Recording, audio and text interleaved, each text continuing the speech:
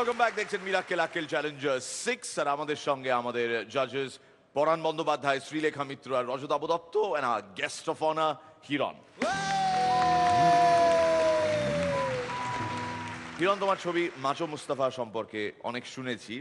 In fact এই ছবির producers যারা, তাদের সঙ্গেও খুব ভালো আলাপ, and I have heard a lot from them. আমি কি কি শুনেছি সেগুলো পরে বলবো। এই মুহূর্তে দর্শকরা জানতে চাইছে what is macho Mustafa all about.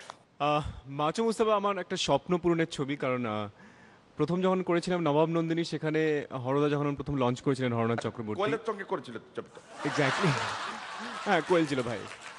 তো ভাই যেটা বলছিলাম যেটা হলো যে তোমার তারপরে জেনারেলি আমি রোম্যান্টিক ফিল্মে বেশি শুরু করি, মানে ডিরেক্টর প্রডিউসার আমাকে রোম্যান্টিক ছবি করাচ্ছিলেন।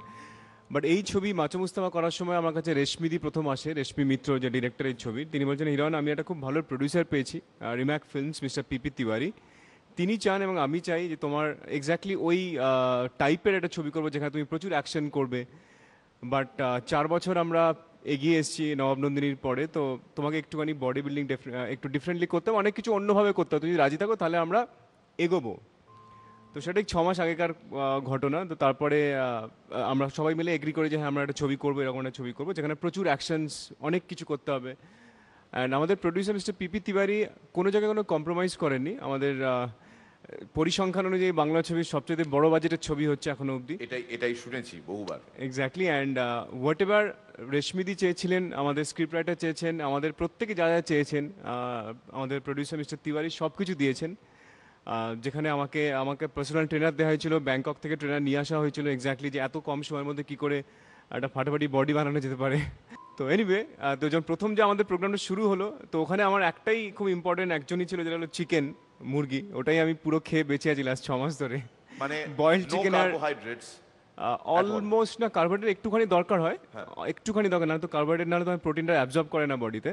বাট ভাত রুটি জেনারেল যে কার্বোহাইড্রেট সেগুলো আমরা বন্ধ করে দিয়েছিলাম লাস্ট 6 মাস ধরে। অনলি তোমার boiled chicken, boiled vegetables, and কিছু কিছু সময় খুব কম পরিমাণে বয়েলড আলু দরকার হতো।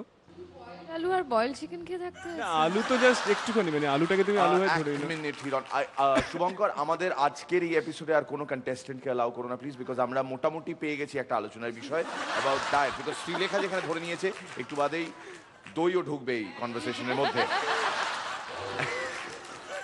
হ্যাঁ হিরণ, তো বয়েলড চিকেন, মাঝে মধ্যে একটু বয়েলড আলু, মানে আলুর পরিমাণটা ছবি সংক্রান্ত, সেখানে বয়েলড আলু আর বয়েল, না এটা জেনে রাখা দরকার। বিকজ আমি কেন বলছি শ্রীলেখা, আমি মিস্টার তিওয়ারিকে চিনি এবং তিনি যে কথাটা সবার আগে বলেছেন আমায়, ছবির গল্প নয়, ছবির মিউজিক আমি শুনেছি, কিন্তু সেটা আগে শোনাননি আমাকে। প্রথম যে কথাটা বলেছিলেন আমায় সেটা ছিল, তুমি হিরণের ডিসিপ্লিন দেখে পাগলা হয়ে যাবে Mir. He is so disciplined just for this movie. This is something which mister Tiwari has repeatedly told me. আমি এই কথাটাই বলতে যাচ্ছিলাম। হ্যাঁ, উনি সবচেয়ে যেটা বড় কথা, যেটা উনি he is a producer, he is more of a film maker. কারণ আমাদের থ্রু আউট দ্য ফিল্ম মানে প্রচণ্ড ইনভলভ ছিলেন। মানে উনি মরিশাস গেছেন, আমাদের নিজে একা চলে গেছিলেন আমাদের গানের লোকেশনস দেখতে, এবং সেখানে গিয়ে ওনার অ্যাক্সিডেন্ট হয়, হাত ভেঙে যায়। বাট তা সত্ত্বেও উনি স্ট্রেট ওখান থেকে সোজা বম্বে চলে আসেন আমাদের গানের যখন রেকর্ডিং হচ্ছিল, এবং তারপরে আমার জন্য এবং নায়িকা দুজনের জন্যই আমাদের কস্টিউম কিনতে বেরিয়ে যান। এবং তারপর যখন মরিশাস গেছি আমরা বা হায়দ্রাবাদে শ্যুট করেছি, থ্রু আউট উনি এটা মানে সবসময় মেনটেন করতেন যে আমি এক্স্যাক্টলি আমি ওই বয়েলড চিকেন আর বয়েলড ভেজিটেবলস পাচ্ছি কিনা। মানে ইভেন মরিশাসে গিয়ে, দেখো ওরা তো আর বয়েলড ভেজিটেবল বয়েলড চিকেন খায় না মরিশাসে গিয়ে কেউ। তো উনি স্পেশালি হোটেলের লোককে ডেকে বলেন, দাদা দেখুন কে কী খাচ্ছে জানি না, মানে আমার হিরো যেন এক্স্যাক্টলি, তো ওদেরকে বোঝাতে সময় লেগেছিল।